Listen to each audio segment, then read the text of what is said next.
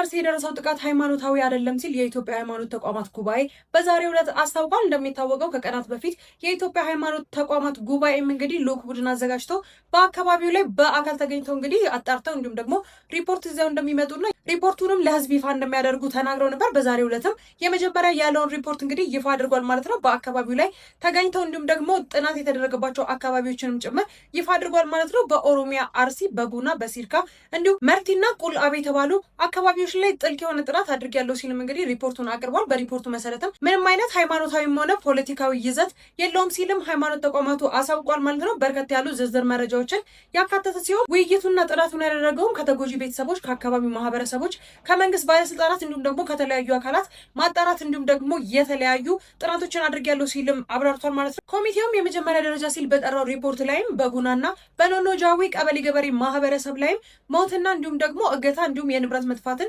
ተመልክቻለሁ እንዲሁም ደግሞ አጣርቻለሁ ሲል በሪፖርቱ ላይ አካቷል። ልዑክ ቡድኑም ተሰባስቧል የተባለው ከኢትዮጵያ ኦርቶዶክስ ተዋሕዶ ቤተክርስቲያን 3 እንዲሁም ደግሞ ከኢትዮጵያ እስልምና ጉዳዮች ጽሕፈት ቤት እንዲሁም ደግሞ ከኦሮሚያ እስልምና ጉዳዮች ከፍተኛ ምክር ቤትም 2 በተጨማሪም ደግሞ ከኢትዮጵያ ሃይማኖት ጉባኤም 2 ባለሙያዎች ተካተው በአካባቢው ላይ እንደተሰማሩም ጭምር ተነግሯል። ልዑክ ቡድኑ በአካባቢው ላይ ሲንቀሳቀስ የሰላምና የጸጥታ ስጋት እንዳይገጥመው ከኦሮሚያ ክልል ሰላምና ጸጥታ ቢሮ ጋር በአንድነት እንደተንቀሳቀሰና እንደሰራ ጭምር ይፋ አድርጓል ማለት ነው። በዚህ ጉዳይ ላይ ተጨማሪ አዳዲስ ነገሮችን ይዤላችሁ እመጣለሁ። የፕላስ ምልክቷን የተጫናችሁ ቤተሰቡ ነው። መልካም ቀን።